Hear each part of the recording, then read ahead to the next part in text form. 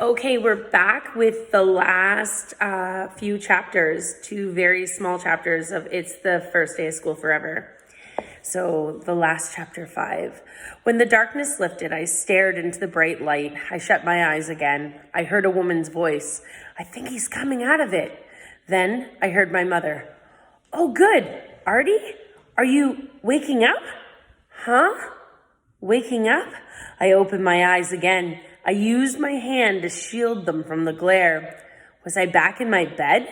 Was my day starting all over again?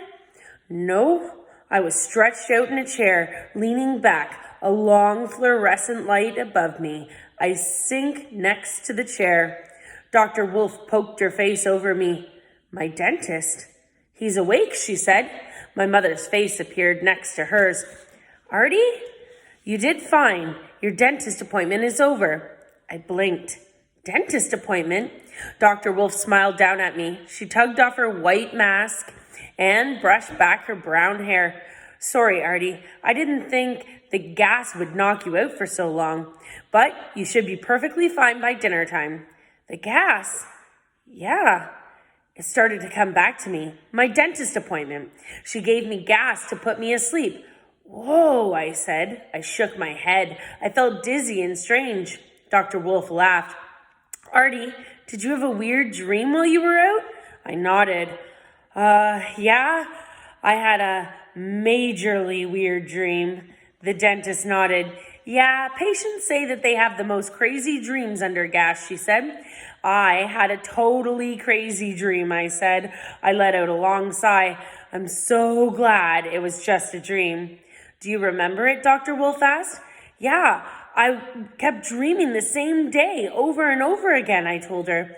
And the day got more and more horrifying. That's interesting, Dr. Wolf said. Let's get you home, Mom said, tugging my arm. You can tell me all about your dream in the car. I don't think so, I said. I don't want to talk about it. I pictured the rotting corpses, the flesh-colored animals sliding off Mr. Blister's fat body. I just wanted to forget all about it, I said. It's over. It's all over. Wowzer was glad to see me when I got home, and I was glad to see him without a hand dangling from his mouth.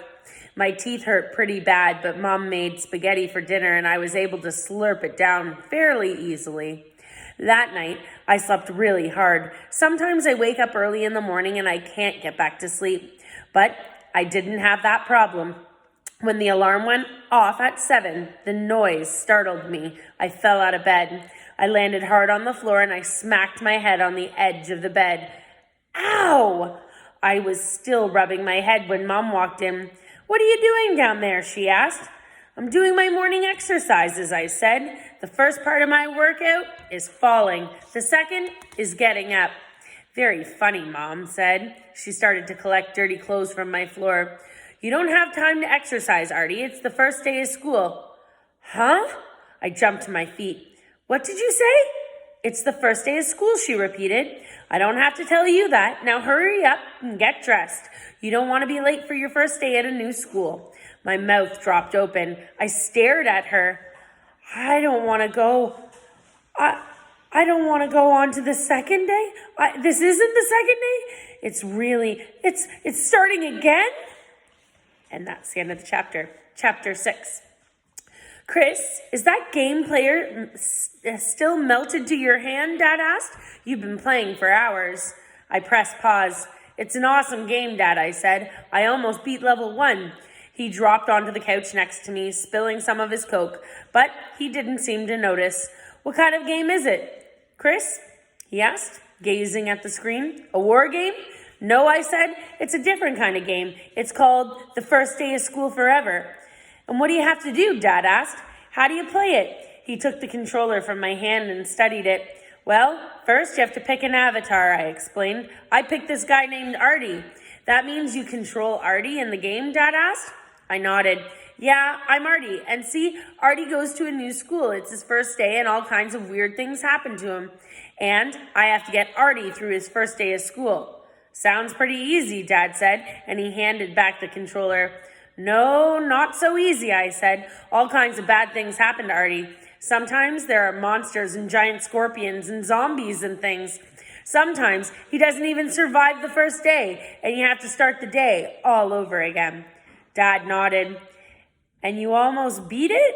Yeah, I said. I got him all the way to his dentist appointment after school, but then the first day started all over again.